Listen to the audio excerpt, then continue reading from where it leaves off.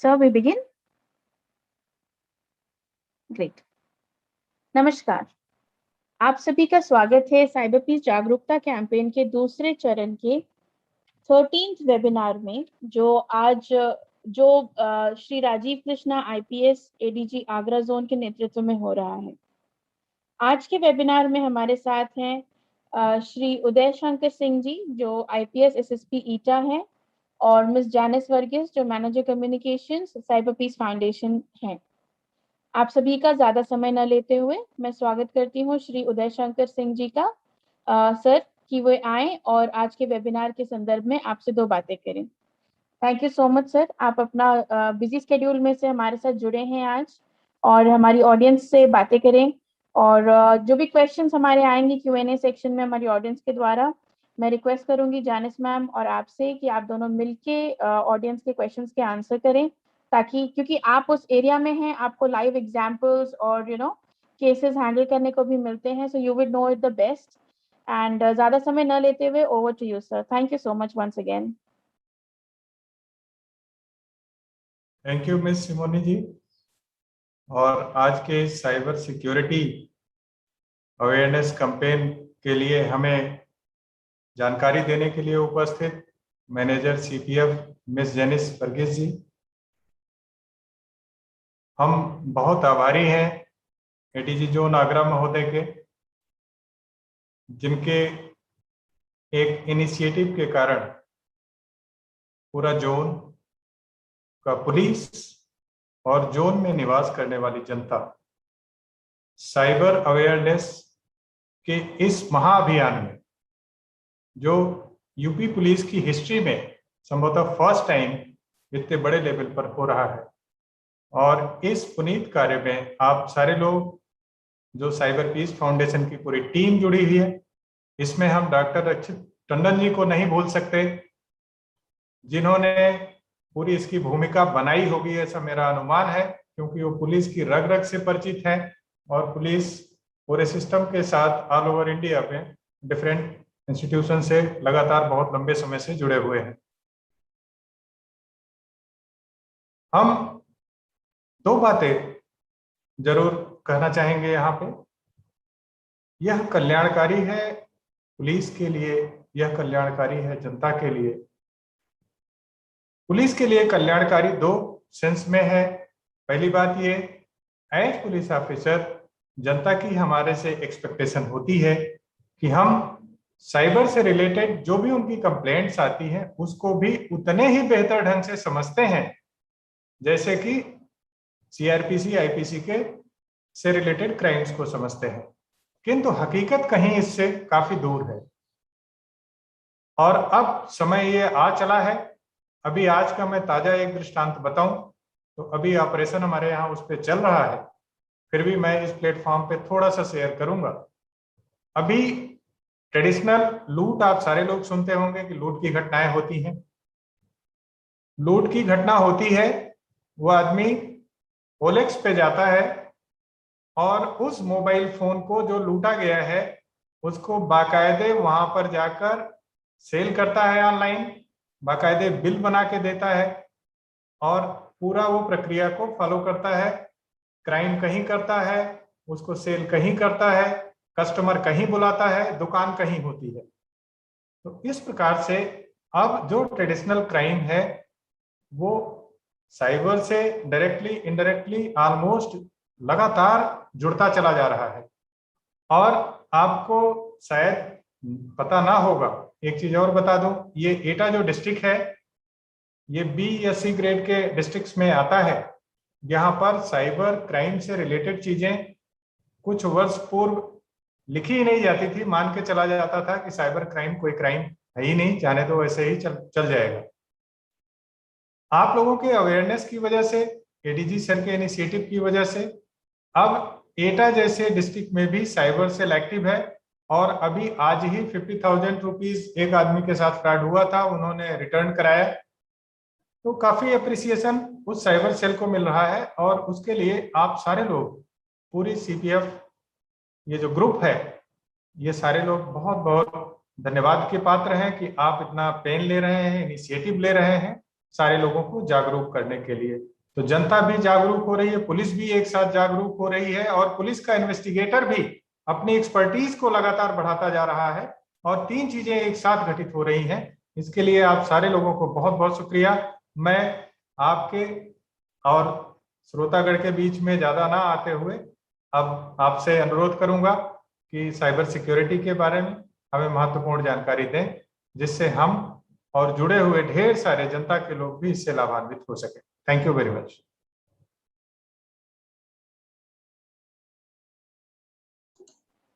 Thank you so much Uday sir. Janice ma'am, ज्यादा time नहीं लेंगे, 5 मिनट्स ऑलरेडी हमने स्पेंड कर दिए हैं।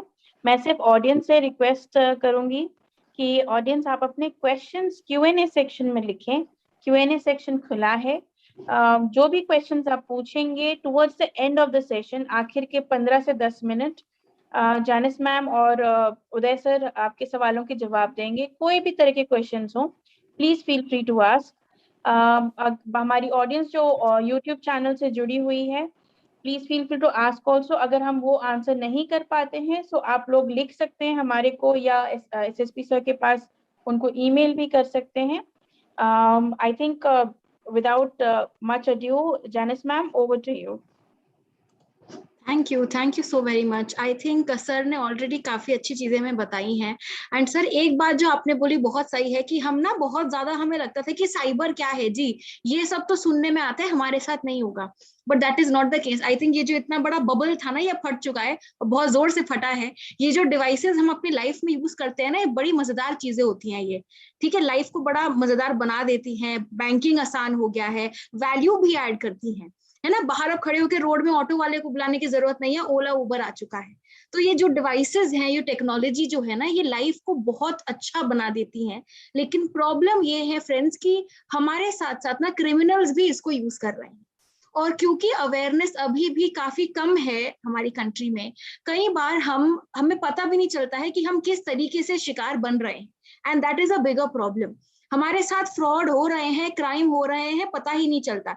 बड़ा इंटरेस्टिंग एग्जांपल ही ना काफी महीनों से चल रहा है, और ना हर महीने हमारी ऑर्गेनाइजेशन में किसी ना किसी को ये मैसेज आता है। तो कल परसों हमारी एक सीनियर टीम मेंबर है, कल ना उनकी बारी थी, उन्हें फोन आया, सर आप KBC लॉटरी में 25 लाख रुपए जीत गए हैं। 6 महीनों से मुझे भी ये लॉटरी लोग देने की कोशिश कर रहे हैं, मैं लेना नहीं चाहती। क्यों? क्योंकि लॉटरी के चक्कर में ये आपको फोटो भेज देंगे, चेक का फोटो भेज देंगे, आपको फोन करके बड़ी सारी बातें करेंगे, अमिताभ बच्चन जी की आवाज भी सुना देंगे, और फिर बड़े प्यार से बोलेंगे, सर मैम अगर आपको पैसे चाहिए आप अकाउंट नंबर दे दीजिए, हम अभी ट्रांसफर कर देंगे। इतनी प्यार से ये बात करेंगे ना कि घर वालों से भी ज्यादा सगे लगने लगते हैं। और कई बार लोग कोविड में बहुत लोगों की नौकरी गई है, बहुत ज्यादा लोग फाइनेंशियल हार्डशिप्स गो थ्रू कर रहे हैं।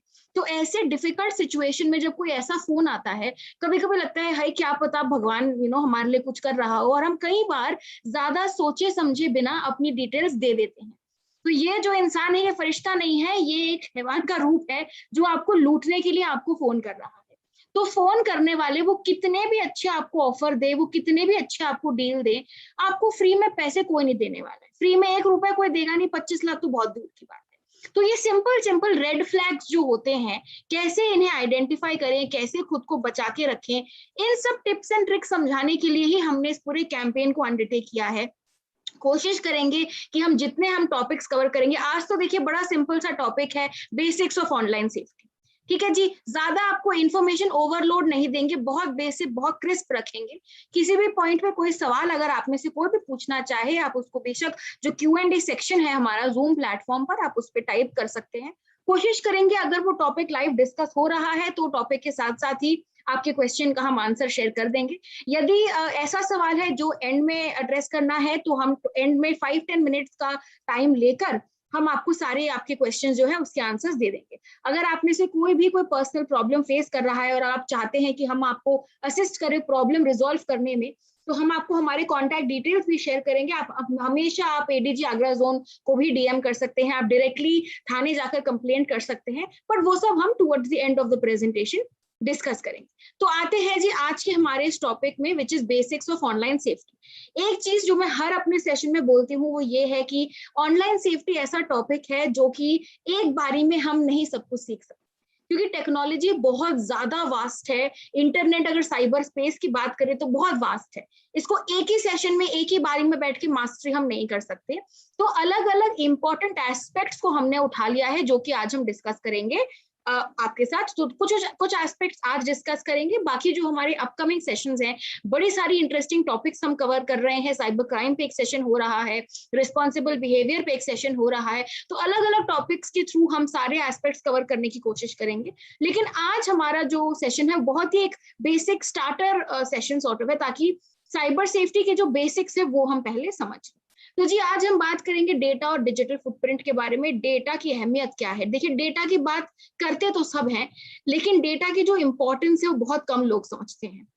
कई बार लोग फोन करके हमसे ओटीपी मांग लेते हैं, हम बता देते हैं, हम ये समझ ही नहीं पाते हैं, या हमें ध्यान ही नहीं रहता है कि ओटीपी कितना इंपॉर्टेंट है। ओटीपी हमने 4 अंक का 6 अंक का शेयर कर दिया, उसके बाद अकाउंट से हमारे पैसे चले गए, देन वी रियलाइज ओहो हमने तो गलत चीज शेयर कर दी। तो ओटीपी तो चलो बहुत ही बड़ा एग्जाम्पल हो गया। बहुत सिंपल चीजें भी होती हैं, जैसे आपका ईमेल एड्रेस, जैसे आपका लोकेशन। इन सब चीजों को भी अगर हम बिना सोचे समझे शेयर करें तो हमारा इन पीसेस ऑफ इंफॉर्मेशन का हमारे अगेंस्ट मिसयूज किया जा सकता है। तो डेटा क्या है, डिजिटल फुटप्रिंट क्या है, थोड़ा सा इसके बारे में बात करेंगे। और सबसे जरूरी एस्पेक्ट आज के हमारे सेशन का होगा कॉमन साइबर अटैक्स। अब डेटा तो ठीक है जी, डिजिटल फुटप्रिंट भी ठीक है, लेकिन क्रिमिनल उसको चुराता कैसा है ये समझना बहुत जरूरी है, ताकि कभी भी कोई अगर आपके साथ ये पैतरे ट्राई करे, आप इमीडिएटली समझ जाए जी मेरे साथ कुछ गड़बड़ हो रही है, मुझे कंप्लेंट करने की जरूरत है तुरंत। तो कॉमन साइबर अटैक्स की बात करेंगे, और फाइनली हम कुछ स्ट्रैटेजीज डिस्कस करेंगे डिजिटल वेलबींग के। देखिए, अब कोविड के इस पूरे महामारी जो चल रही है, इसके बीच हम सारे अपने घर में काइंड ऑफ कन्फाइन हो गए हैं, नहीं बाहर ज्यादा जाना आना जाना हो पा रहा है। ऑफ कोर्स रिस्ट्रिक्शंस है and you can go out in emergencies and all, but काफी हद तक हम घर के अंदर अब कन्फाइन हो गए हैं। तो most of the time we are spending on our devices. देखिए, आज का सेशन भी मुझे तो बड़ा मन था कि मैं फिजिकल सेशन हमारा एक physical face to face session हो आप सबके साथ, ताकि हम आपके एक्सपीरियंसेस सुन सकें, आपसे इंटरेक्ट कर सकें। लेकिन इस पूरे सिचुएशन में online platform is the only way. तो सेशन से लेकर, मीटिंग से लेकर, क्लास से लेकर, सारी चीजें अब हो रही हैं इंटरनेट के थ्रू। तो दिन में बंदा अगर 12 घंटे जगा रहता है, मान लो 12-14 घंटे बंदा अगर एक दिन में जगा रहता है, उसमें 8 घंटे तो हमने स्क्रीन के सामने बिता लिए। अब ये मजबूरी सी हमारी बन गई है, लेकिन इस माहौल में भी, ऐसे सिचुएशन में भी, कैसे आप एक बैलेंस बना सकते हैं between your online and your offline life, that is what we will discuss about towards the end. ठीक है जी, तो सबसे पहले बात करते हैं डेटा और डिजिटल फुटप्रिंट के बारे में। ये जो साइबर सिक्योरिटी का जो ये पूरा खेल है ना, जो इंटरनेट का जो पूरा ये फंडा है, ये सारा बेस्ड है डेटा पे। ठीक है जी, आप डेटा शेयर करेंगे और बदले में आपको और इन्फॉर्मेशन मिलेगी। Let me give you simple example. आपने कभी कुछ इंटरनेट पर इंफॉर्मेशन अगर खोजनी है, मान लो आपको पता लगाना है कौन है ये, कोई जैनिस वर्गीस नाम का कोई इंसान आके आज बातें कर रहे हैं, बट ये है कौन? तो आप गूगल पे जाके मेरा नाम टाइप करेंगे, नेम टाइप करेंगे, तो आपको बड़ी सारी जानकारी मिलेगी। तो आपने कुछ इंफॉर्मेशन इनपुट किया एक सिस्टम में गूगल पे, और गूगल ने वापस आपको रिस्पॉन्स दिया, है ना। तो जितने भी सर्विसेज हम यूज करते हैं जो टेक्नोलॉजी एनेबल्ड है या इंटरनेट एनेबल्ड है, ये सारी सर्विसेज डेटा पर बेस्ड है। अगर हम सबसे कॉमन एग्जांपल डेटा का लेना चाहें, तो ये सारा डेटा हमारे डिवाइसेस में पाया जाता है जो आप स्क्रीन पे देख रहे हैं।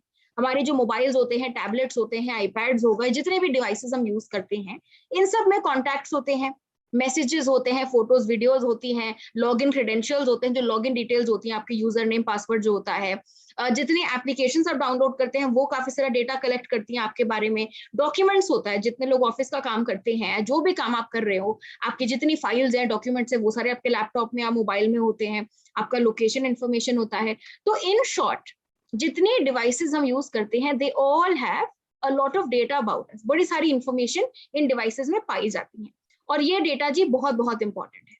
किसी को भी ये इन्फॉर्मेशन अगर मिल जाती है, ये इसका आपके अगेंस्ट दुरुपयोग कर सकते हैं। कैसे? मान लो किसी को अगर आपके मैसेजेस का एक्सेस मिल जाए, आपकी जितनी ओटीपीज है सारा इस बंदे को भी एक्सेस मिल जाएगा, अकाउंट के सारे पैसे खाली कर देंगे। अगर किसी को आपकी फोटो वीडियो मिल जाती है, मान लो अगर प्राइवेट फोटो है, प्राइवेट वीडियो है, तो आपसे वो आपको ब्लैकमेल कर सकते हैं, 1 लाख रुपए दो एक दिन के अंदर, वरना तुम्हारी सारी फोटोज को लीक कर देंगे। मान लो अगर प्राइवेट फोटो नहीं भी है, फोटो को मॉर्फ कर सकते हैं, आपके चेहरे को उठाकर ऐसे एक शरीर पे लगा दिया जिस शरीर पे शायद कपड़े ना हो, आपको फिर थ्रेटन करेंगे, तुम्हारी फोटो मॉर्फ कर दी, ऐसी गंदी फोटो है, हर जगह फैला देंगे हम, पैसे तो चुप, 1 लाख रुपए चाहिए मुझे 1 हफ्ते के अंदर। ऐसा होता है, हमें लगता है कि जी ये सब तो भी सुनने में आता है, हमारे साथ नहीं होगा, बट अगर हम केयरफुल नहीं है ना तो ये हमारे साथ भी हो सकता है। मेरा इंटेंशन यहाँ पर आप में से किसी को डराने का नहीं है, मैं बस आपको बता रही हूँ कि साइबर स्पेस में क्या क्या चीजें होती हैं, ताकि अकॉर्डिंगली आप अपने लिए स्ट्रैटेजीज आइडेंटिफाई कर सके, बना सके, ताकि आप और आपका डेटा जो है वो सेफ रहे साइबर स्पेस में भी और रियल वर्ल्ड में। ठीक है जी, तो डेटा की हमने बात कर ली। अब एक और इंटरेस्टिंग कॉन्सेप्ट है जिसके बारे में आपको पता होना चाहिए, which is your digital footprint. ठीक है जी, डिजिटल फुटप्रिंट वो सारी जानकारी है जो आप इंटरनेट पे छोड़ देते हैं after your internet activities. Let me give you very interesting example. अभी ना मैं कल ही सोच रही थी कि चलो अब देखो धीरे धीरे लॉकडाउन वगैरह धीरे धीरे हट रहा है, थोड़ा बाहर निकल सकते हैं, चलो कोई बढ़िया सी मूवी देखकर आते हैं। तो जैसे मैं अपना गूगल खोलती हूँ, ऑटोमेटिकली जो मैंने लास्ट 2 चीजें खोजी थी वो लिख कर आ गई, ये शैंग-ची and legend of the 10 rings, Marvel की नई पिक्चर आई है और मैं बुक माई शो के थ्रू टिकट्स बुक करती हूँ।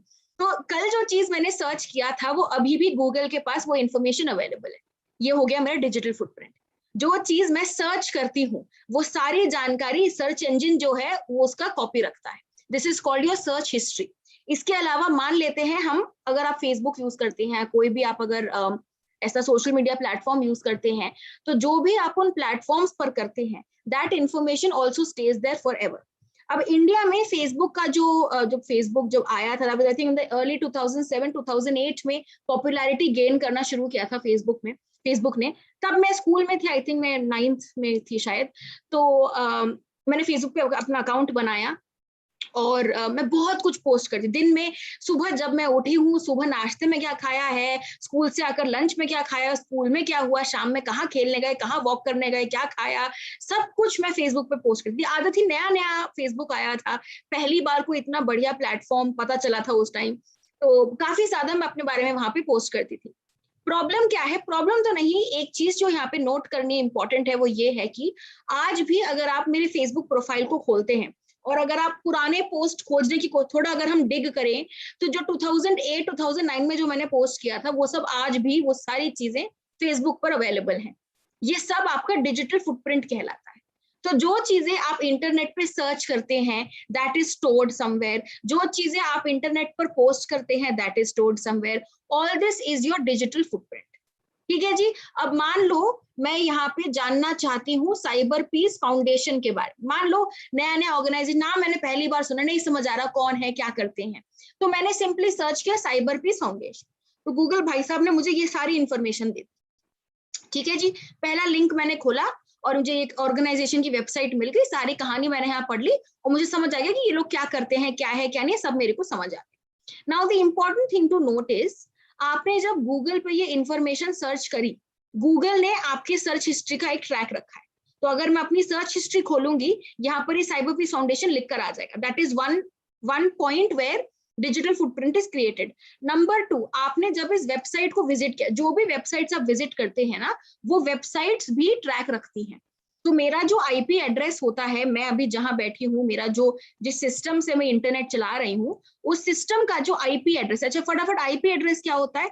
आईपी एड्रेस ना 4 नंबर्स का एक कॉम्बिनेशन होता है और इन 4 नंबरों, ये जो 4 नंबर्स होते हैं, ये 0 से 255 के बीच होते हैं। तो 1.10.20.30 रैंडम 4 नंबर्स होते हैं जो कि इंटरनेट से कनेक्टेड हर डिवाइस को असाइन किए जाते हैं।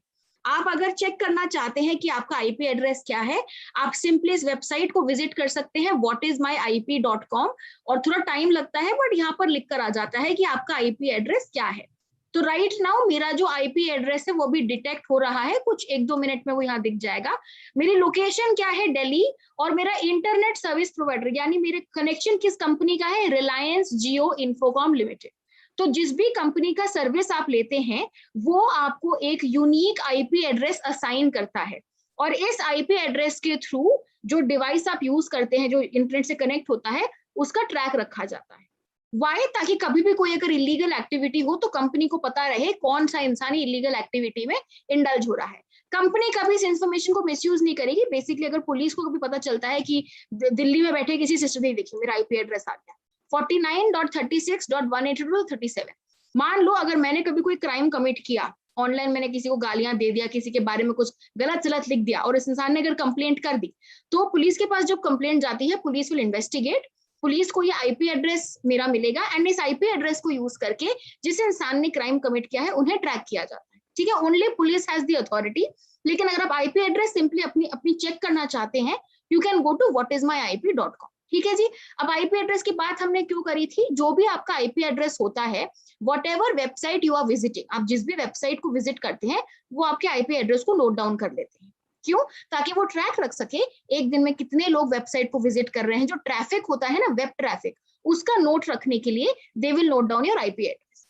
तो आपने जो गूगल पे सर्च किया वहां पे थोड़ी इन्फॉर्मेशन आप पीछे छोड़ाए, नंबर 1। नंबर 2, आप जो वेबसाइट्स विजिट करते हैं वहां पर आप अपनी थोड़ी इन्फॉर्मेशन छोड़ाए। नंबर 3, आपका जो सर्विस प्रोवाइडर होता है ना, इसको सब पता है आप कहाँ देख रहे हो, क्या देख रहे हो।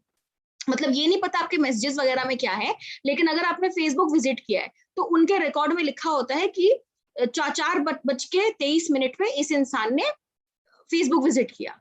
फेसबुक पे आप क्या कर रहे हो ये आपके अलावा किसी को नहीं पता है, लेकिन जो वेबसाइट आप विजिट करते हैं ना, ये इंफॉर्मेशन आपके सर्विस प्रोवाइडर के पास रहता है। तो एक सिंपल गूगल सर्च क्या किया मैंने, 3 जगहों पे मैं अपना डिजिटल फुटप्रिंट छोड़ाई।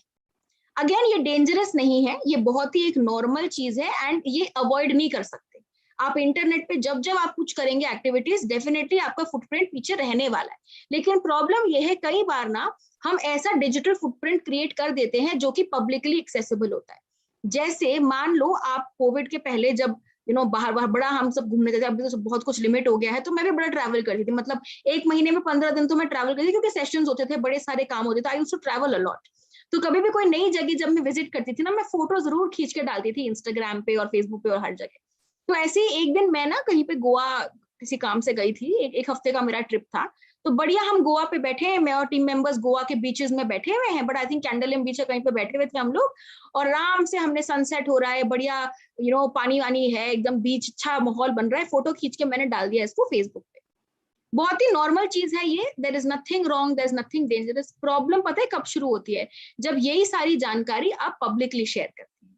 अगर मैं ये फोटो पब्लिकली पोस्ट कर दूं तो जितने लोग फेसबुक यूज करते हैं वो सब समझ जाएंगे कि मैडम अभी मस्त अपना समुंदर में डुबकियां लगा रही हैं, मतलब मैडम का घर जो है वो खाली है, वो लॉक करके गई होंगी, चलो घर में घुसे इनके लूट मचाएं। This happens. ये सुनने में बड़ा आपको फनी लग रहा होगा, लेकिन ये एक्चुअली होता है। और ऐसे बड़े सारे केसेस आए हैं, आई थिंक सर थोड़ा ज्यादा इस पे एक्सप्लेन कर पाएंगे। ऐसी बड़ी सारी केसेस हमारे पास भी आई हैं, पुलिस के पास डेफिनेटली आती हैं, कि लोगों ने अपनी इन्फॉर्मेशन पब्लिकली ऑनलाइन शेयर कर दी और इस इन्फॉर्मेशन को उन्हीं के अगेंस्ट यूज किया। तो शेयर करने में कोई दिक्कत नहीं है, कोई बुराई नहीं है। सोशल मीडिया बहुत ही बढ़िया, बहुत ही एंटरटेनिंग एक टूल है, मुझे तो एम्पावरिंग भी लगता है। जो लोग रियल वर्ल्ड में नहीं इतना कॉन्फिडेंट होते हैं बात करने में, मेरे कई सारे फ्रेंड्स है काफी शाय है, वो नहीं ऐसे पार्टी वगैरह में नहीं बात कर पाते, ऐसे ग्रुप में बैठे नहीं ज्यादा बात कर पाते, लेकिन सोशल मीडिया में बड़ा एक्टिव रहते क्योंकि ज्यादा कॉन्फिडेंस उनको आता है। तो सोशल मीडिया डेफिनेटली बहुत ही अच्छा टूल है, बहुत हमारी लाइफ में वैल्यू ऐड कर सकता है, लेकिन अगर अपन रिस्पॉन्सिबल नहीं है फ्रेंड्स, तो ये हमारे अगेंस्ट एक प्रॉब्लम भी बन सकता है, हम खुद को रिस्क में भी डाल सकते हैं। तब से मैं रिस्क की बात कर रही हूँ, लेकिन क्या रिस्क है, ऐसा क्या रिस्क है कि जिसमें हम खुद को डाल देंगे अगर हम केयरफुल नहीं है तो? अगर हम इंफॉर्मेशन को केयरफुली नहीं स्टोर करते हैं, नहीं अगर हम रिस्पॉन्सिबली शेयर करते, हमारे साथ डेटा थेफ्ट हो सकता है। ठीक है जी। और जो डेटा जो चुराया जाता है, इसे कैसे यूज करेंगे? आइडेंटिटी थेफ्ट हो सकती है आपके साथ। मान लो किसी इंसान को आपका नाम पता चल गया और आपका आधार कार्ड नंबर पता चल गया, दुनिया में जो क्राइम चाहे वो कर सकते हैं और आपकी आईडी यूज करेंगे। पुलिस जब इन्वेस्टिगेट करके नॉक करेगी, किसके दरवाजे पे नॉक होगा? आपके दरवाजे में, क्योंकि फेस आपका है, आइडेंटिटी आपकी है। इसे कहते हैं आइडेंटिटी थेफ्ट, किसी और के पहचान को मिसयूज करना, यूज करना बिना परमिशन के, this is called identity theft. 3 साल की सजा है। कोई भी इंसान अगर ऐसी हरकतें करता है, it is punishable for 3 years under Indian laws. एक इंफॉर्मेशन टेक्नोलॉजी नामक एक बहुत ही सुंदर लॉ है इंडिया में, उसके under identity theft is absolutely illegal. लेकिन जिन्हें पता ही नहीं है आइडेंटिटी थेफ्ट के बारे में, अगर वो शिकार बन भी जाएंगे, वो पता ही नहीं चलेगा उनके साथ क्राइम हुआ है, कंप्लेंट करेंगे ही नहीं, और क्रिमिनल ने जो करना है वो करके बच जाएंगे, विक्टिम को पता भी नहीं चलेगा। इसीलिए डेटा की अहमियत समझना बहुत इंपॉर्टेंट है, नंबर 1। नंबर 2, डेटा को कैसे मिसयूज किया जा सकता है वो इंपॉर्टेंट है, जिसको अब हम डिस्कस कर रहे हैं। ठीक है जी। तो अगर आपका इंफॉर्मेशन किसी को मिल जाता है, वो आपके नाम से डुप्लीकेट अकाउंट बना सकते हैं और आपके पहचान को मिसयूज करके क्राइम कर सकते हैं। फंसेगा कौन? आप फंसेंगे। ये एक रिस्क हो गया जी। दूसरा होता है, अगर आपकी इंफॉर्मेशन जो है ना, अगर आपकी इंफॉर्मेशन आपके पासवर्ड से रिलेटेड है, तो इसी इंफॉर्मेशन को यूज करके आपके अकाउंट्स को भी ब्रेक किया जा सकता है। कैसे? बहुत ही कॉमन हैबिट है, बड़े सारे लोग होते हैं, इनफैक्ट मैं भी ये चीज फॉलो करती थी कुछ साल पहले तक। काफी सारे लोग क्या करते हैं ना, उनके जो पासवर्ड्स होते हैं ना वो गेसेबल नेम्स होते हैं। जैसे पापा का नाम, पापा का पासवर्ड क्या है, मम्मी का नाम, मम्मी का पासवर्ड क्या है, बच्चों का नाम, बच्चों का पासवर्ड क्या है, बॉयफ्रेंड का नाम रख दिया, गर्लफ्रेंड का नाम रख दिया, बेस्ट फ्रेंड का नाम रख दिया, घर में अगर कोई पालतू कुत्ता बिल्ली है तो उसका नाम रख दिया। तो ऐसे वर्ड्स, ऐसे नेम्स, कुछ बड़े स्मार्ट लोग होते हैं वो क्या करते हैं, मोबाइल नंबर पासवर्ड बना दिया, गाड़ी का नंबर बना दिया।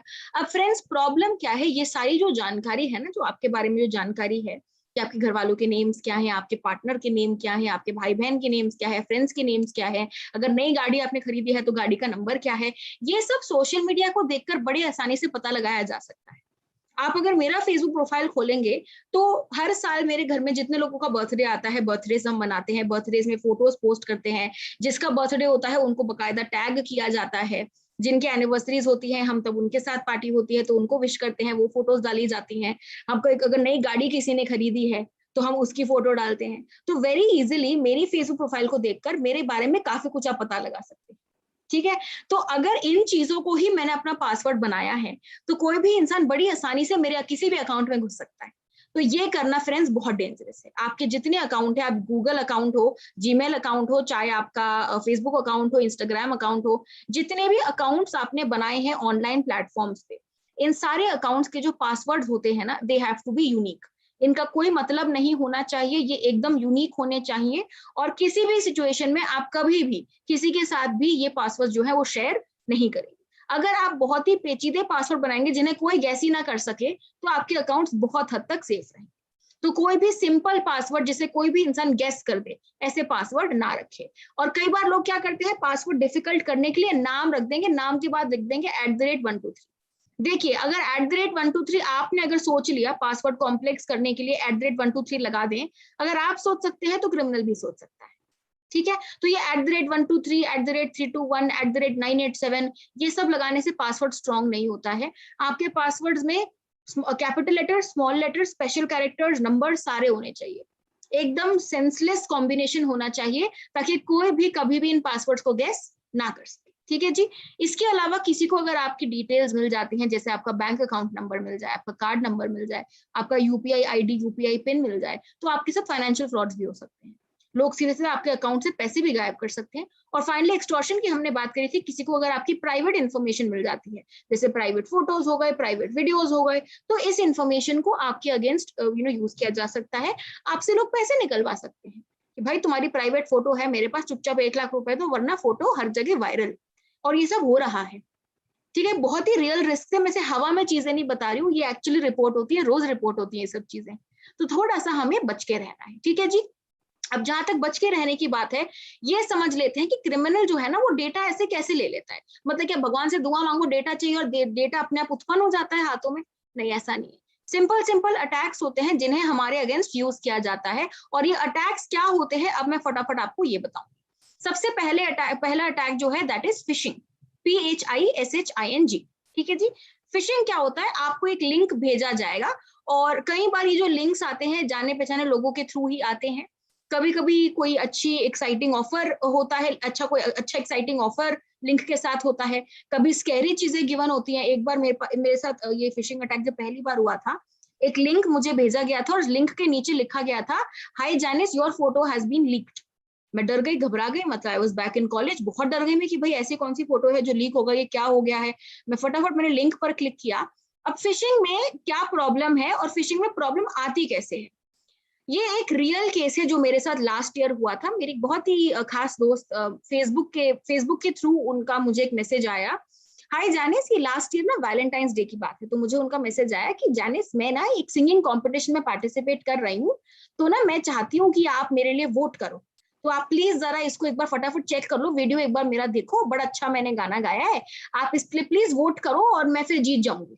मैंने कहा ठीक है जी, कोई दिक्कत नहीं है। तो ये जो लिंक था ना, इस लिंक पर मैंने क्लिक किया। जब मैंने इस लिंक पर क्लिक किया, ये लिंक था, जब मैंने इस पर क्लिक किया ना तो मुझे ये पेज एक खुलकर आया, ये फेसबुक का एक लॉगिन पेज खुलकर आया। 99% लोगों को क्या लगता है कि भाई जेन्युइन पेज है, क्या पता वीडियो फेसबुक के अंदर हो, लॉगिन कर लेते हैं, वीडियो दिख जाएगा। और 99% लोग जो है वो अपना यूजर नेम पासवर्ड यहाँ एंटर कर देते हैं और यहीं पे गेम ओवर हो जाता है। ये जो लिंक आप सामने अभी स्क्रीन पर देख रहे हैं, ये जो पेज आप देख रहे हैं ना दोस्तों, ये जो पेज है ना, ये नकली पेज है, ये रियल पेज नहीं है। ये किसी ने फेसबुक के लॉगिन पेज का एक डुप्लीकेट पेज बनाया है ताकि देखने वालों को लगे कि जेन्युइन है और वो अपनी डिटेल्स एंटर करें। अगर आप ध्यान से देखें पेज को, लोगो भी सेम है, स्ट्रक्चर भी सेम है, कलर स्कीम भी सेम है, सब कुछ एकदम सेम इन्होंने क्रिएट किया है, लेकिन डिफरेंस सिर्फ एक जगह है और यहीं से आपको पता चल जाएगा लिंक जेन्युइन है कि नहीं, और वो है ऊपर इस URL को आपको चेक करना है। यहाँ जो एड्रेस बार होता है ना, जो लिंक होता है, यहाँ पे आपने स्पेलिंग्स चेक करनी है। यहाँ लिखा हुआ है http://mamdo.twitevents.org। फेसबुक का जो URL है वो बड़ा सिंपल है जी, facebook.com। यहाँ पे पता नहीं कौन सी अटपटी वर्ड्स लिखे हुए हैं, कुछ और यहाँ पे गलत सलत सा लिखा हुआ है। तो ऐसे URL को देखकर आप इमीडिएटली आप पहचान सकते हैं लिंक को बिलीव करना है या नहीं। ठीक है जी। तो ऐसे अगर आपको अलग वियर्ड स्पेलिंग्स दिख रहे हैं, गलत वर्ड्स दिख रहे हैं, लिंक को इमीडिएटली आप क्लोज कर दें। ठीक है जी। तो ये जो लिंक मुझे भेजा गया था ये एक्चुअली एक फिशिंग लिंक था। तो जब मैंने लिंक पर क्लिक किया, जब पेज खुलकर आया, मैंने कहा हाँ भाई ठीक है, कोई मुझे उल्लू बना रहा है। तो मैंने इस इंसान को रिप्लाई किया हाँ हाँ मैंने वोट कर दिया। तो फिर इन्होंने वापस मुझे और उल्लू बनाने की कोशिश करी कि हाँ हाँ अरे यूट्यूब का होम पेज आ रहा होगा, आप चिंता मत करो, आप ना अपना सही जीमेल एड्रेस और पासवर्ड डालो। मेरे फ्रेंड के साथ भी होता, मुझे बहुत उल्लू बनाने की कोशिश करी। उसके बाद अच्छे से मैंने पकड़ के इनको सुना दिया, क्योंकि ना इतने देर में मैंने अपनी फ्रेंड को भी फोन कर दिया, जिस फ्रेंड के अकाउंट से ये हो रहा था। मैंने उसे फोन करके बोला तुम मेरे साथ मजाक कर रही हो कि तुम्हें पता है तुम्हारे अकाउंट से क्या हो रहा है? क्योंकि जाने से मुझे कुछ समझ नहीं आ रहा, तुम क्या बोल रही हो? मैंने कहा आपके अकाउंट से मुझे लिंक भेजे जा रहे हैं, ये क्या है? मतलब फिशिंग करोगी मेरे साथ, मुझे फंसाओगी? मुझे तो पता है इन चीजों के बारे में, क्या कर रही हो? तब उन्हें समझ आया कि एक्चुअली उनके साथ भी किसी ने ये ट्राई किया था, उन्होंने ध्यान दिया नहीं, उन्होंने यूजर नेम पासवर्ड एंटर कर दिया और जिस इंसान ने लिंक उनको भेजा था उनके पास मेरी फ्रेंड का यूजर नेम पासवर्ड था। उन्होंने अकाउंट को एक्सेस किया, पासवर्ड को बदल दिया, मेरी फ्रेंड को पता भी नहीं चला। एक हफ्ते तक मेरी फ्रेंड के पास फेसबुक का एक्सेस नहीं था, उन्होंने ध्यान नहीं दिया, फेसबुक चलाया नहीं, वो अपना काम में बिजी थी। मेरे से बात करने के बाद जब उन्होंने अपने फेसबुक अकाउंट को खोलने की कोशिश करी, तब वहां पर लिख कर आया पासवर्ड हैज बीन चेंज्ड। तो मेरी फ्रेंड के अकाउंट को कॉम्प्रोमाइज किया गया था फिशिंग यूज करके, और वो सेम फंडा मेरे साथ अब ट्राई कर रहे थे। This is how it works. एक बंदे को फंसाया जाता है और उस बंदे के सारे फ्रेंड्स को फिर फंसाने की कोशिश करी जाती है। क्यों? क्योंकि जब फ्रेंड के पास से लिंक आता है, ज्यादा हम सवाल उठाएंगे नहीं, हम उस पर ब्लाइंडली बिलीव कर लेते हैं। मेरी बड़ी अच्छी फ्रेंड है ये, इनके अकाउंट के थ्रू जब आया मेरे पास मैसेज, मैंने भी ज्यादा कुछ सोचा नहीं। तो थोड़ा सा आपने यहाँ पे केयरफुल रहना है, दिखने वाले हर लिंक पर क्लिक ना करें। कभी भी किसी लिंक पर अगर आप क्लिक करते हैं और अगर वो आपको इस प्रकार का लॉगिन पेज दिखाए, फेसबुक का हो सकता है, गूगल का हो सकता है, कोई भी अगर लॉगिन पेज खुले, लॉगिन पेज यानी वो पेज जहां यूजर नेम पासवर्ड डालना होता है, ऐसा लॉगिन पेज अगर कभी भी खुलता है, एक लिंक को, रैंडम लिंक को दबाने के बाद उसको इमीडिएटली बंद कर दें। ये 120% फिशिंग अटैक है, जरूर आपका अकाउंट जो है कॉम्प्रोमाइज हो जाएगा। ठीक है जी। और कई बार ना गूगल क्रोम और जो अलग अलग ब्राउजर्स हम चलाते हैं ना, वो ऐसे वार्निंग्स भी आपको देते हैं। आज अगर आप उस लिंक को दबाएंगे जो मैं आपको दिखा रही थी, तो स्ट्रेट अवे ये आपको वार्निंग मिल जाएगी कि भाई लिंक में कुछ तो गड़बड़ है, हमें तो फिशी लग रहा है, आपने खोलना है तो अपने रिस्क पे करो। आपको ऐसी वार्निंग्स मिल जाएगी कि ये डिसेप्टिव साइट है, इस लिंक को यूज किया जा रहा है पर्सनल डेटा चुराने के लिए। तो ऐसी वार्निंग्स आपको मिल जाएगी। जैसे ये वार्निंग दिखे, लिंक को इमीडिएटली क्लोज करें। अगर किसी जानकार ने, किसी रिश्तेदार ने अगर आपको ये लिंक भेजा है, उन्हें फोन करके पूछें भाई जी क्या भेज रहे हो आप, क्या आप जानते भी हो आपके अकाउंट से ये सब हो रहा है? क्या पता उनका अकाउंट कॉम्प्रोमाइज हो गया हो, उन्हें पता ही ना चला हो, जैसा मेरी फ्रेंड के साथ हुआ था। तो थोड़ा सा आपने केयरफुल रहना है। और जितने केसेस अकाउंट हैकिंग के होते हैं ना, वो इसी के थ्रू होते हैं। ऐसे फिशिंग लिंक्स भेजे जाते हैं, लोग ज्यादा कुछ सोचते हैं नहीं, लिंक पर क्लिक करके डेटा एंटर कर देते हैं और वहीं पे उनका अकाउंट जो है कॉम्प्रोमाइज हो जाता है, क्योंकि लिटरली आपने पासवर्ड जो है वो थाली में दे दिया सामने वाले क्रिमिनल। ठीक है जी। अब ये फिशिंग का ही एक वेरिएंट होता है विशिंग या वॉइस फिशिंग, जो मैंने आपको केबीसी वाली कहानी बताई है। फोन करके बताते हैं सर आप जीत गए हैं 25 लाख की लॉटरी। पहली चीज आपने ये समझना है, केबीसी जो है ना वो केवल टीवी शो है, there is no lottery, they don't do any lottery business, पहली चीज। दूसरा, जब तक आपने लॉटरी के लिए अप्लाई ही नहीं किया है, अपने आप हवा में तो नहीं हम लकी हो जाएंगे। ऐसी किस्मत ना सिर्फ पिक्चरों में और बुक्स में होता है, रियल लाइफ में नहीं होता है। तो रैंडमली आपको कोई फोन करके बोल रहा है जी आपका लक्की नंबर है जी, को लॉटरी जीत गए हैं जी, कि कोई शेख है जो सारे पैसे आपको देना चाहता है, सब उल्लू बना रहे हैं, कुछ नहीं बिलीव करना है आपने। ठीक है जी। फोन पे कई बार क्या होता है ना, ये सरकार का भी नाम ले लेते हैं, बोलते हैं कि इस डिपार्टमेंट से बात कर रहे हैं जी, फलानी इस डिपार्टमेंट से बात कर रहे हैं जी। कोई इंसान कुछ भी कहानी आपको बताए, you will not believe it. ठीक है जी, सारी बातें सुन लो, अपनी तरफ से कोई जानकारी आप नहीं देंगे। वो जितनी कहानियां दे रहे हैं आप सुनते रहो, कोई प्रॉब्लम नहीं है, आपके पैसे तो नहीं कट रहे हैं, उसका टाइम जा रहा है, उसका बैलेंस कट रहा है, आप मस्त कहानी सुनिए, लेकिन अपनी तरफ से कोई जानकारी किसी के साथ आप शेयर नहीं करें। ठीक है जी। जेन्युइनली अगर बैंक वाले आपको फोन कर रहे हैं ना, बैंक वालों के पास ऑलरेडी आपका अकाउंट नंबर होता है, कार्ड नंबर होता है, सारी डिटेल्स होती है। आपसे वो अपना अकाउंट नंबर, बैंक नंबर नहीं पूछने वाले, अकाउंट नंबर, कार्ड नंबर नहीं पूछने वाले। ठीक है जी। और ओटीपी तो किसी भी सर्कमस्टेंस में ओटीपी आप किसी के साथ नहीं देंगे, किसी को नहीं देंगे, किसी के साथ शेयर नहीं करना है। ओटीपी केवल आपकी आंखों के लिए होता है। प्लीज रिमेंबर, अगर आप ओटीपी शेयर करते हैं किसी, पैसे जरूर कटेंगे, क्योंकि ओटीपी मांगा जाता है टू मेक पेमेंट्स। ठीक है जी। तो ओटीपी कोई मांग रहा है, कोई पिन मांग रहा है, ये सारी चीजें पेमेंट करने के लिए चाहिए होती हैं। कई बार लोग फोन करके बोलेंगे जी आपको कैशबैक है, आपने इनकम टैक्स अपना फाइल किया था, आपके जो रिटर्न्स है वो वापस आ गए हैं, अभी हम क्रेडिट कर देंगे, आप बस अपना यूपीआई पिन बताइए। पिन, दोस्तों ये याद रखें, पिन और ओटीपी की जरूरत पड़ती है पेमेंट करने के लिए, पेमेंट लेने के लिए, पैसे रिसीव करने के लिए इन दोनों की जरूरत नहीं है। तो कोई भी इंसान अगर ये आपसे मांग रहा है, समझ लो पैसे दे नहीं रहा है, वो पैसे ले रहा है आपसे। ठीक है जी। पेमेंट हो जाएगी, वापस ला सकते हैं, लेकिन जब इस सिचुएशन से बच सकते हैं इन द फर्स्ट प्लेस, तो बच लेते हैं। Prevention is better than cure, so why not stay safe by keeping ourselves aware. ठीक है जी। इसका एक और वेरिएंट होता है स्मिशिंग या एसएमएस फिशिंग। एसएमएस के थ्रू आपको चकमा देने की, उल्लू बनाने की कोशिश करी जाएगी। ये मैंने कुछ 1-2 महीने पहले ये मैंने देखा था, ये फिर से ये आना शुरू हो गया है। इनकम टैक्स डिपार्टमेंट के नाम से आपको नकली मैसेज भेजे जाएंगे कि जी आपके पैसे जो है वो इस अकाउंट नंबर में वो क्रेडिट हो गए हैं, आप इस लिंक पर क्लिक करें और एप्लीकेशन अपना फिल कर दे, पैसे जो है आपके वापस खाते में आ जाएंगे। पहली बार जब ये मैसेज मुझे आया था ना, मैं तब कॉलेज में थी, मैंने कहा सैलरी तो आ नहीं रही है, इनकम टैक्स दूर की बात है, आप रिटर्न्स मेरे को दे रहे हो। तो उस टाइम तो चलो काफी लॉजिकल था मेरे लिए, लेकिन जो लोग एक्चुअली काम कर रहे हैं, जिनकी सैलरीज आती हैं, जो इनकम टैक्स पे करते हैं, कई बार शायद वो बिलीव कर जाए इसको। सो प्लीज नोट, कभी भी ऐसे ना मैसेजेस आपको कोई भी डिपार्टमेंट से नहीं आने वाले हैं। जो भी इंफॉर्मेशन होता है वो ऑफिशियल आपकी ईमेल पे या ऑफिशियल चैनल्स के थ्रू ही आपके पास आएगा। रैंडमली कोई एसएमएस कहीं से आ रहा है अगर, डू नॉट बिलीव इट। ठीक है जी। और कोई भी लिंक अगर आए उसको तो बिल्कुल भी नहीं दबाना है। अगर आप लिंक को ओपन कर भी देते हैं ना, तभी भी कोई पर्सनल जानकारी अगर मांगी जा रही है, यूजर नेम मांगा जा रहा है, पासवर्ड मांगा जा रहा है, उसको इमीडिएटली बंद कर दें। ठीक है। इसके अलावा एक और अटैक है जिसके बारे में आपको पता होना चाहिए, that is a malware attack. ठीक है जी। मैलवेयर का मतलब होता है मैलिशियस सॉफ्टवेयर। जैसे हम अपने कंप्यूटर वगैरह में सॉफ्टवेयर डालते हैं, एडिटिंग करते हैं, जो भी काम करते हैं, मैलवेयर ना उसका इवल ट्विन ब्रदर है। मैलवेयर क्यों बनाया जाता है? मैलवेयर के पीछे, मैलवेयर बनाने का रीजन क्या होता है? आपके डेटा को चुराना और आप पे स्पाई करना। तो मोस्ट कॉमनली मैलवेयर 2 टाइप्स के होते हैं, जैसा स्क्रीन पे देख सकते हैं। पहला कैटेगरी है स्पाईवेयर, दूसरा कैटेगरी है रैंसमवेयर। स्पाईवेयर क्या करता है? स्पाईवेयर आपके डिवाइस में इंस्टॉल हो जाता है और आप पर नजर रखता है या आपके डेटा को जो है चुराता है। एक एग्जांपल मैं देती हूँ। कभी कुछ टाइम पहले एक केस आया था, एक इंसान के फोन में एक मेल आया और उनकी ईमेल पे एक मेल आया, उस मेल में एक अटैचमेंट था, तो उन्होंने फटाफट से अटैचमेंट को खोल लिया। अटैचमेंट को खोलते ही उनके डिवाइस में एक छोटा सा फाइल इंस्टॉल हो गया। उन्हें दिखा कि कुछ डाउनलोड हुआ और 1 सेकंड में इंस्टॉल हो गया, लेकिन वो इतने जल्दी हुआ है कि उसको स्टॉप नहीं कर पाए। वो उन जगह क्या दिक्कत है, कोई फाइल कुछ होगा, कोई अपडेट होगा, उन्होंने उसको इग्नोर किया। कुछ टाइम बाद उन्होंने नोटिस किया कि उनका जो फोन है ना, नॉर्मली टेबल पे पड़ा होगा, बैठे बैठे स्क्रीन ऑन हो रहा है, ऑफ हो रहा है, बैठे बैठे। और उनका जो कैमरा है ना, कभी कभी फ्लैश ऑन हो रहा है, ऑफ हो रहा है, अपने आप हो रहा है।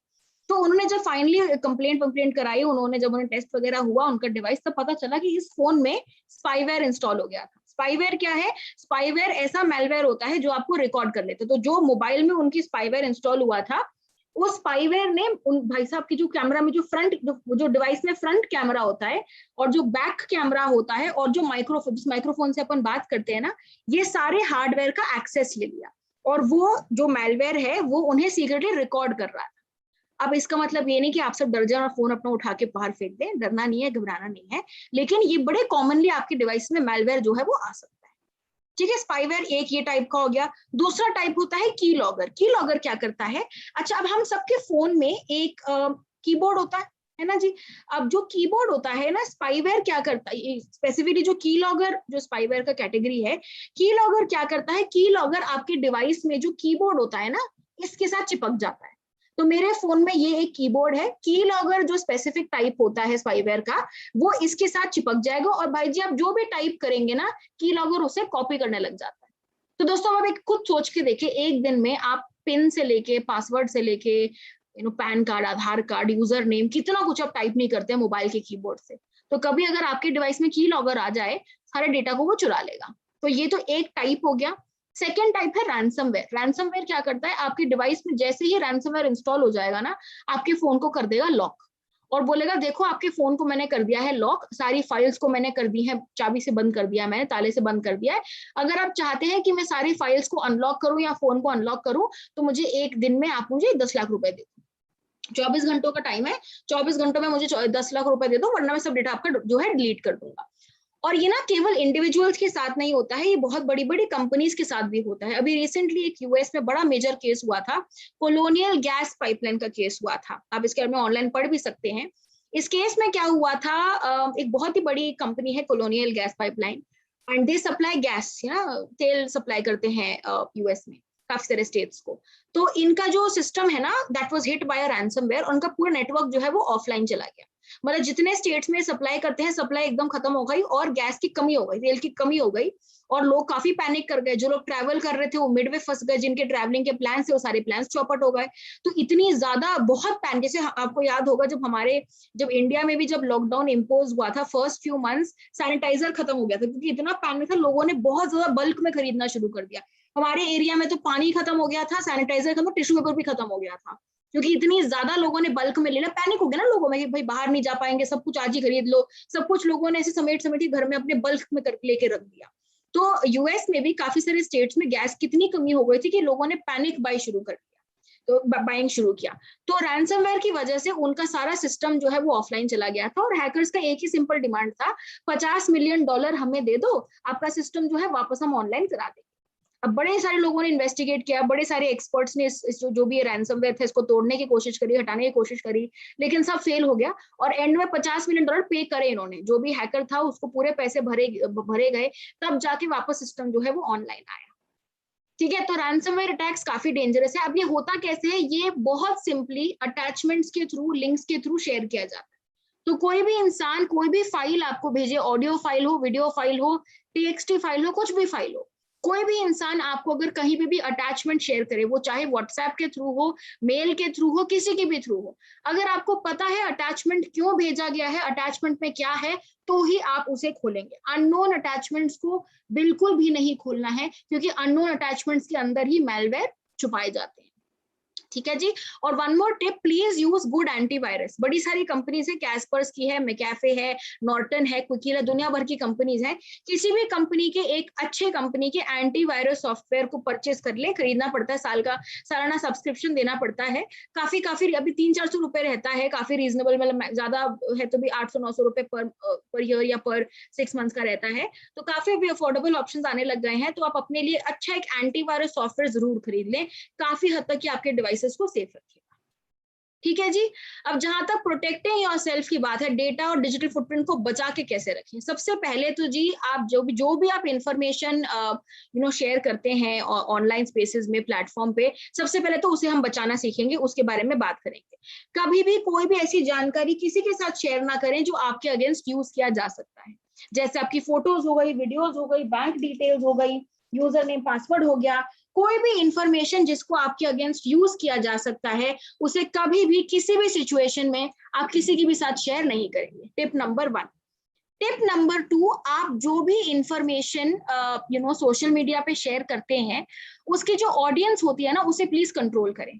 मान लो आप अगर मान लो आज आप फैमिली के साथ या फ्रेंड्स के साथ कहीं बाहर गए हैं और आपने फोटो डाल दी कि आज ना बड़ा हम डोमिनोज में बैठ के बढ़िया पिज्जा खा रहे हैं हम सारे। इस फोटो को पब्लिकली शेयर नहीं करना है। फ्रेंड्स के साथ कर ले, फैमिली मेंबर्स के साथ कर ले, लेकिन पब्लिकली शेयर ना करें, क्योंकि पब्लिकली शेयर करने से प्लेटफॉर्म पे जितने यूजर हैं सबको पता चल जाएगा कि इस टाइम आप कहाँ पे हैं। और अपनी लोकेशन पब्लिकली इतने बड़े ग्रुप के साथ शेयर करना can be very very dangerous. ठीक है जी। इसके अलावा जो भी परमिशंस आप एप्लीकेशंस को देते हैं ना, थोड़ा सा इस पर ध्यान देना है। आप जब कभी भी एप्लीकेशंस डाउनलोड करते हैं ना, बड़ी सारी परमिशंस मांगते हैं हमें जी, कैमरा एक्सेस करना है, गैलरी एक्सेस करना है जी, माइक्रोफोन एक्सेस करना है, लोकेशन एक्सेस करना है। क्यों परमिशंस क्यों मांगी जाती हैं? एप्लीकेशंस परमिशन मांगती हैं क्योंकि कई बार बड़ी सारी फीचर्स होती हैं जो उन परमिशंस के बिना काम नहीं कर पाएंगे। फॉर एग्जाम्पल अगर हम उबर ओला की बात करें, उबर ओला क्या है? टैक्सी बुकिंग एप्स है।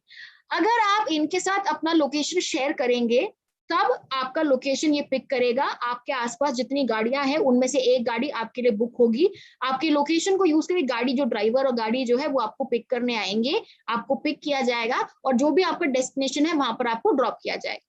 तो लॉजिकली उबर ओला जैसे एप्स को आपकी लोकेशन की जरूरत है। जोमैटो भी डिलीवरी ऐप है। तो जितने भी pick and drop delivery type जो एप्लीकेशंस होती हैं, they need your option, they need your location, they need access to location, वरना वो काम ही नहीं कर पाएंगे। तो आपने ना ऐसे हर परमिशन के लिए लॉजिकली सोचना है। जस्ट बिकॉज एप्लीकेशन ने परमिशन मांग ली डज नॉट मीन आप उसको आग बंद करके दे दें। अब कैंडी क्रश बड़ा अच्छा बढ़िया ऐप है, बड़ा अच्छा टाइम वेस्ट टाइम पास कराता है of people of all ages, बड़े बुजुर्ग छोटे सब खेलते हैं। कैंडी क्रश पहली बार आप इंस्टॉल करोगे ना, वो आपसे दुनिया भर की परमिशन मांगता है, गैलरी भी चाहिए जी, लोकेशन भी चाहिए जी, सब चाहिए। क्यों? क्यों आपका चेहरा लगाता है वो कैंडी पे, आपका फोटो लगाता है? नहीं। क्या वो आपको आपके शहर की कैंडी, आपके शहर की मिठाइयां दिखाता है? नहीं जी। तो लोकेशन क्यों चाहिए, गैलरी क्यों चाहिए? There is a possibility that this data can be misused. Candy Crush बहुत अच्छा ऐप है, ऐसा कोई डरावना ऐप नहीं है, डेंजरस ऐप नहीं है, लेकिन बाकी ऐप्स का नहीं कह सकते। तो जितनी परमिशंस मांगी जा रही है जरूरी नहीं है कि आप सारी उनको ग्रांट करें, ठीक है जी। और मान लो अगर आप ऑलरेडी परमिशंस ग्रांट कर चुके हैं, मान लो आपने ऑलरेडी परमिशन दे दी है, डरना नहीं है, घबराना नहीं है, बड़ा सिंपल सा फंडा है जिनसे आप इस परमिशंस को वापस ले सकते हैं। मोबाइल सेटिंग्स में जाएंगे, ठीक है जी, मैं फटाफट आपको दिखा देती हूँ। ये आप मोबाइल सेटिंग्स में जाएंगे और सर्च करेंगे परमिशंस, ठीक है जी। मोबाइल सेटिंग्स में जाके सर्च करेंगे परमिशंस। आई होप आप देख पा रहे होंगे, ये मेरे फोन में सारे परमिशंस की लिस्ट है, calendar, call log, camera, contact, सारी लिस्ट, पूरी लिस्ट गिवन है। लोकेशन का देखते हैं, 23 आउट ऑफ 62 एप्स, तो 62 एप्स लोकेशन मांगती है, मैंने केवल 23 को अलाउ किया है। तो आप ऐसे चेक कर सकते हैं कि कितनी सारी एप्लीकेशंस ने कौन सी परमिशंस ले रखी हैं। और अगर आपको लगता है जी फालतू परमिशन हमने दे दी है जो अनसेफ है, आप उसको रिमूव भी कर सकते हैं, ठीक है जी।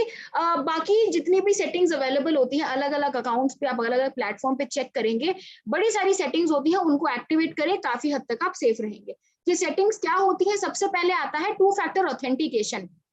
ये होता है एक सिक्योरिटी का एक्स्ट्रा एक लेयर होता है जो आप अपने अकाउंट पे लगा सकते हैं। तो एक्स्ट्रा परत आप लगा रहे हो सुरक्षा की अपने अकाउंट के ऊपर, ठीक है जी। काम कैसे करता है? आपको जब किसी अकाउंट में लॉगिन करना होता है, सबसे पहले आप डालेंगे user name password. 2 factor authentication चालू करने के बाद आपको यूजर नेम पासवर्ड के साथ साथ ओटीपी भी डालना पड़ेगा, और वो ओटीपी आएगा आपके रजिस्टर्ड नंबर पे। फायदा क्या है? मान लो कोई अगर आपका पासवर्ड गेस भी कर ले, बिना ओटीपी के वो आपके अकाउंट को एक्सेस नहीं कर पाए, ठीक है जी। इसको एक्टिवेट करेंगे। पासवर्ड्स मीनिंगलेस होने चाहिए, यूनिक होने चाहिए, ऑलरेडी मैं आपको बता चुकी हूँ। किन किन डिवाइसेस से आपने अपने अकाउंट को एक्सेस किया है, इसको रेगुलरली चेक करते रहे। इस फीचर को कहते हैं ऑथराइज्ड लॉगिन्स या लॉगिन एक्टिविटी, ठीक है जी। तो ऑथराइज्ड लॉगिन्स, लॉगिन एक्टिविटी, इसका आप ट्रैक रखेंगे। आप सिंपली सेटिंग्स में जाएं, फेसबुक, इंस्टाग्राम, ट्विटर, गूगल, हर प्लेटफॉर्म पे ये फीचर अवेलेबल होता है। बेसिकली ये फीचर ना आपको पूरी लिस्ट दे देगा, आपने आज तक कितने डिवाइसेस से अकाउंट को एक्सेस किया है, कितने वेबसाइट्स को आपने एक्सेस दिया हुआ है, सारी लिस्ट आ जाएगी। अगर आपको अननोन डिवाइस दिख रहे हैं, पुराने डिवाइस दिख रहे हैं, पुरानी वेबसाइट दिख रही हैं जो अब आप यूज नहीं करते हैं, उनको रिमूव कर दें, ठीक है जी। एक्टिवेट लॉगिन अलर्ट, ताकि कभी भी कोई नया डिवाइस अगर आपके अकाउंट को एक्सेस करे, फटाक से आपको मेल आ जाएगा कि एक नए डिवाइस ने एक्सेस किया है, नई वेबसाइट ने एक्सेस किया है, क्या ये तुम ही हो? मान लो कोई और अगर आपके अकाउंट में घुस भी जाता है, आपको इमीडिएटली पता चल जाएगा, ठीक है जी। और फाइनली जहां तक आपके डिवाइसेस को बचा के रखने की बात है, डिवाइसेस हमेशा आपके प्रोटेक्टेड होने चाहिए यूजिंग अ पासवर्ड। पिन लगा लें, पासवर्ड लगा लें, डिवाइसेस कभी किसी अननोन इंसान को नहीं देंगे। एंटीवायरस की बात मैं कर चुकी हूँ, और फ्री के पीछे दोस्तों नहीं भागना है। बड़ी सारी ऐप्स है, बड़ी सारी गेम्स है जो फ्री में मिल जाती हैं, लेकिन फ्री में मिलने वाली हर चीज पर भरोसा ना करें। हमेशा रिव्यूज पढ़ लें, हमेशा रेटिंग्स चेक करें, अगर ट्रस्टवर्दी ऐप है तो ही यूज करेंगे, और एप्लीकेशन केवल डाउनलोड करेंगे प्ले स्टोर से या ऐप स्टोर से। जितने एंड्रॉइड यूजर्स हैं प्ले स्टोर यूज करेंगे, एप्पल वाले हमारा ऐप स्टोर यूज करेंगे। लैपटॉप के लिए कुछ चाहिए तो लैपटॉप्स अगेन एप्पल है तो ऐप स्टोर है, माइक्रोसॉफ्ट है तो माइक्रोसॉफ्ट स्टोर है, केवल यहीं से डाउनलोड करेंगे और कहीं आप नहीं जाएंगे। फाइनली जहां तक बैलेंस बनाने की बात है, इट्स इंपॉर्टेंट कि आप खुद को बचा के रखें। बचाने के साथ साथ में एक संतुलन भी कायम रखना बहुत जरूरी है। ठीक है, इंटरनेट आई अंडरस्टैंड बहुत ही मजेदार चीज है, बड़ा अच्छा है, बड़ी इंटरेस्टिंग चीजें मिलती हैं, लेकिन अगर आप बैलेंस नहीं बनाओगे तो दोस्तों बहुत प्रॉब्लम्स हो सकती हैं। इट कैन कॉज मतलब साइकोलॉजिकल प्रॉब्लम्स हो सकती हैं, डिसऑर्डर्स हो सकते हैं, आपको जो फिजिकल हेल्थ है वो इम्पैक्ट हो सकता है, बड़ी सारी प्रॉब्लम्स हो सकती हैं। तो आजकल तो काफी सारे बच्चे डायग्नोज होते हैं, उन्हें एडिक्शन होता है। तो जितने माता पिता जुड़े हैं, ये नहीं कह रहे कि बच्चों का फोन छीन ले, लेकिन कोशिश करेंगे कि बच्चों से हम बात करें कैसे वो खुद को थोड़ा थोड़ा खुद के लिए थोड़ा एक बैलेंस बना सकते हैं। बैलेंस बनाने का एक ही बढ़िया गोल्डन फॉर्मूला है। खुद से सवाल पूछिए, जी हम कितना समय स्पेंड करते हैं इंटरनेट पे या डिवाइसेस पे, किस चीज के लिए इतना टाइम हम स्पेंड कर रहे हैं और इसका हम पर इम्पैक्ट क्या पड़ रहा है। ये 3 क्वेश्चन आप खुद से पूछिए, ऑटोमेटिकली आपको पता चल जाएगा कहाँ पे किस टाइप का बैलेंस आपको क्रिएट करने की जरूरत है। एक चीज हमेशा याद रखें, technology should be adding value to life. Technology से लाइफ हमारी बेटर होनी चाहिए। लाइफ से अगर टेक्नोलॉजी हमें डिस्ट्रैक्ट कर रहा है, घर वाले सब छोड़ दिया, फोन में घुसे पड़े हैं, then that is not positive, that is not good, that is not healthy. ठीक है जी, तो ये बैलेंस बनाना बहुत जरूरी है। ये बहुत ही सुंदर, अच्छा पहले ये बता दूं जरा मैं आपको, अच्छा सबसे पहले तो ये आपने चेक करना है कि एक्चुअली आप टाइम कितना स्पेंड करते हैं। जब मेरे से पहली बार मेरी मदर ने पूछा, बेटा फेसबुक में तुम्हारे हिसाब तुम फेसबुक पे कितना टाइम स्पेंड करती हो दिन, मम्मी और मैं ना कम्पीट कर रहे थे। मैंने कहा मम्मी आप तो 3 घंटा लगी रहती हो, मैं तो आधा घंटा यूज करती हूँ। ये फेसबुक में एक सेटिंग है, फेसबुक में ये 3 डैशेस पे क्लिक करेंगे, ये आपको ऑप्शन मिलेगा योर टाइम ऑन फेसबुक, ये सेटिंग्स के अंदर होता है। सेटिंग्स के अंदर आपको मिलेगा योर टाइम ऑन फेसबुक, और ये आपको एवरेज टाइम बताता है। तो एक दिन में ऑन एन एवरेज एक दिन में ऑन एन एवरेज 2 घंटा 12 मिनट मैं स्पेंड करती हूँ फेसबुक पे। और जब मैंने अपनी मदर का चेक किया, मम्मी का मेरा था 40 मिनट्स। तो वो एक्चुअली बहुत कम टाइम स्पेंड करती है, मैं तो डबल ट्रिपल टाइम स्पेंड करती हूँ। तो आपने ऐसे चेक करना है, क्योंकि कई बार ना हमें लगता है कि ज्यादा समय नहीं लगाते हम, लेकिन एक्चुअली हम बहुत समय स्पेंड कर रहे होते हैं। क्योंकि जब आप फोन चला रहे होते हो ना, टाइम रियली फ्लाइज। 2 बजे शुरू किया, बैठे बैठे 2:45 हो जाते हैं, पता भी नहीं चलता है। हमें मन में लगता है कि सिर्फ 15 मिनट हुए हैं, लेकिन पौना घंटा निकल चुका है। राइट, सो एक्चुअल आपका यूसेज कितना है, सबसे पहले तो ये नोट डाउन करेंगे। इंस्टाग्राम पे भी सेम फीचर है, सेटिंग्स में जाएंगे, अकाउंट में जाएंगे, योर एक्टिविटी चेक करेंगे। मेरा अभी एवरेज 1 आवर 40 मिनट है, पहले मेरा 2.5-3 घंटा था, अब ऑलमोस्ट हाफ हो गया है, तो मैंने तो काफी इंप्रूव किया है। लेकिन आई स्टिल थिंक इसको और बेटर कर सकते हैं। दिन में आधा घंटा आई थिंक बहुत है, 1 घंटा 40 मिनट बहुत ज्यादा है। तो खुद के लिए ऐसे बैलेंस आप बना सकते हैं। सबसे पहले टाइम को आइडेंटिफाई करेंगे, कितना टाइम आप एक्चुअली स्पेंड कर रहे हैं। जहां तक स्ट्रैटेजीज की बात है, ये बहुत ही एक बढ़िया एप्लीकेशन है जो गूगल ने बनाया है। This is called the digital wellbeing app. ठीक है जी, आजकल जो पिछले 4-5 साल में जितने डिवाइसेस मैन्युफैक्चर हुए हैं, उन सब डिवाइसेस में बाय डिफॉल्ट ये है, जितने एंड्रॉइड डिवाइसेस हैं, एप्पल के अपने फीचर होते हैं, स्क्रीन टाइम नाम से अपने फीचर होते हैं।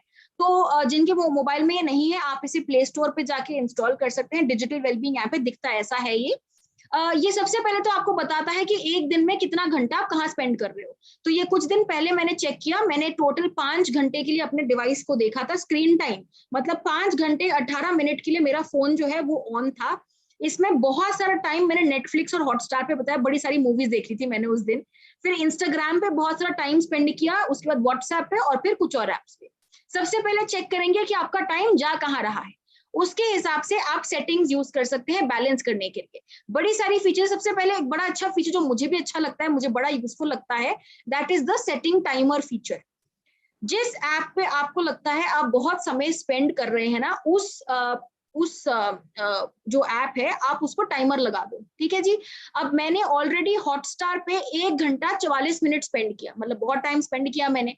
1 घंटे से ऊपर नहीं लगना चाहिए ऐसे ऐप पे, बहुत इतना थोड़ी स्क्रीन को देखना चाहिए।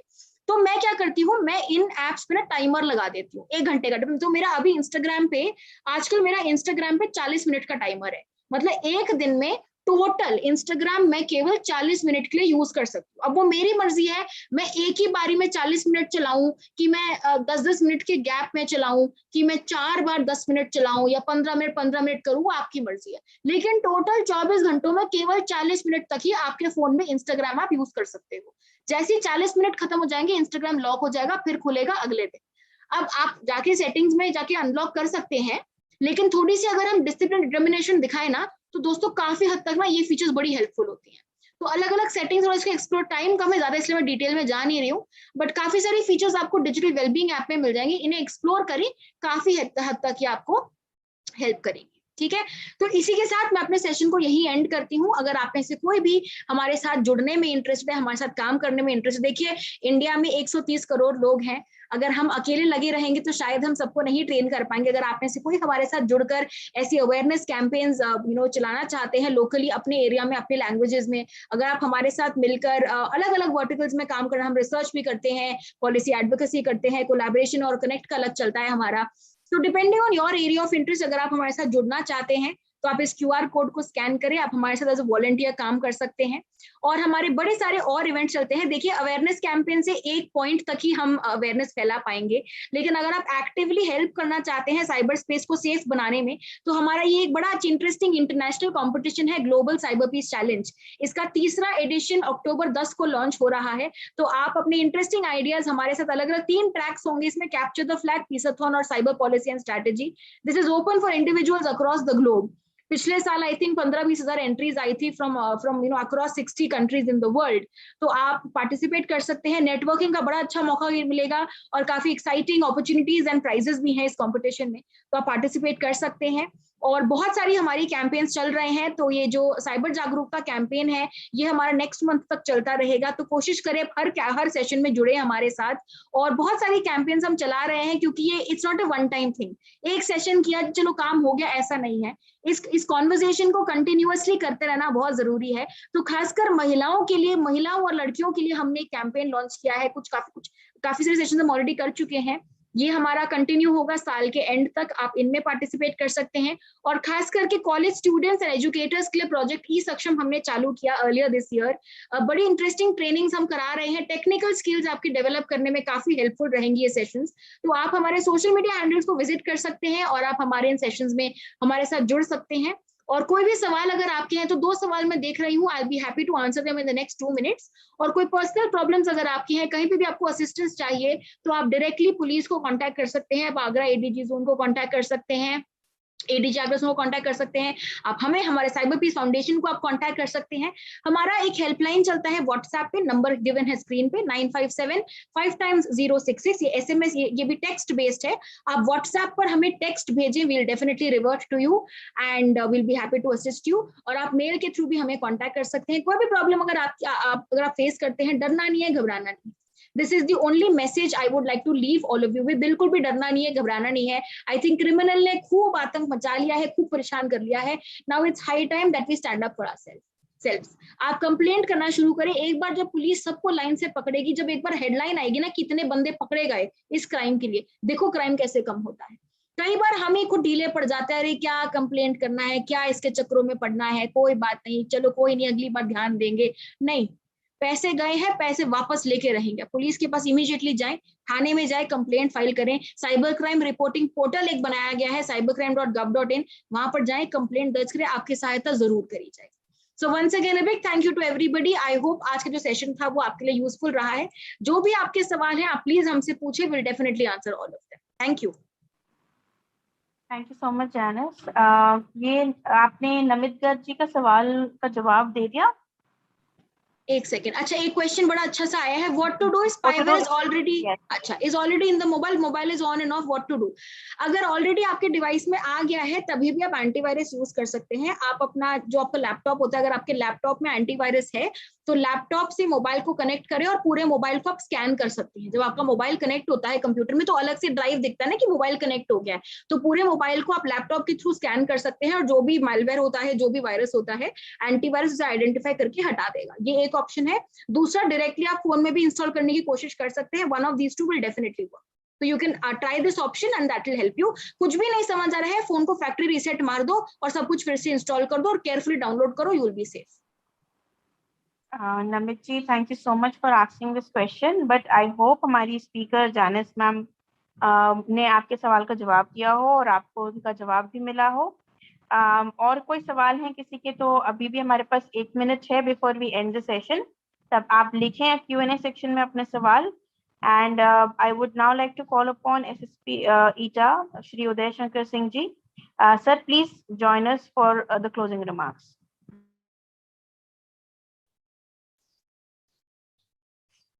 Thank you ma'am,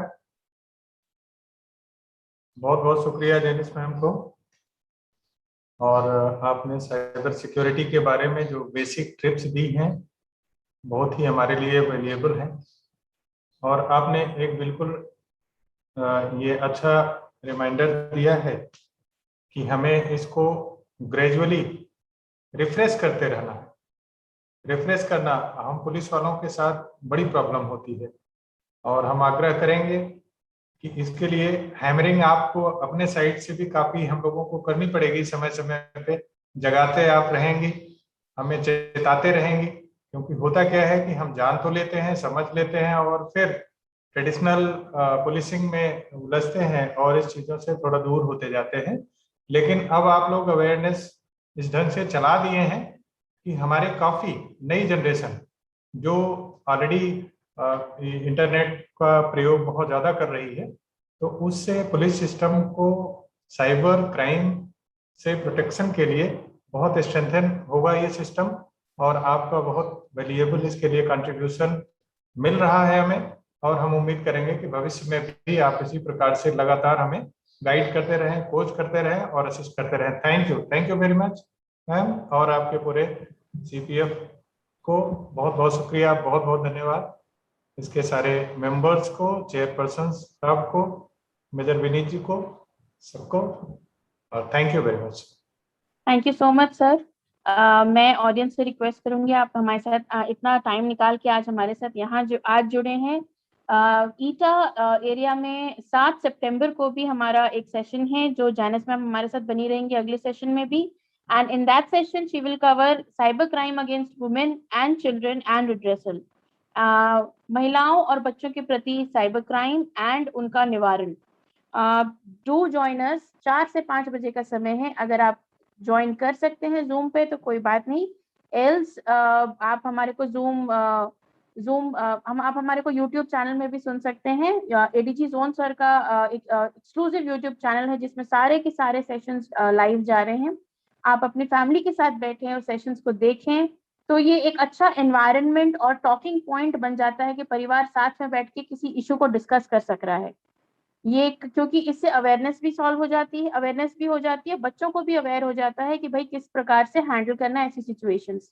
With this note, I would like to thank everybody. Thank you, Janice ma'am for joining us. Thank you, Uday sir, for joining us, and have a nice evening, everyone. Thank you. Thank you everyone. Please अगले session में जरूर जुड़िएगा हमारे साथ और बहुत interesting बातें हैं। Picture अभी बाकी है, अगले सेशन में जरूर आए and I hope everybody has a great weekend. Thank you.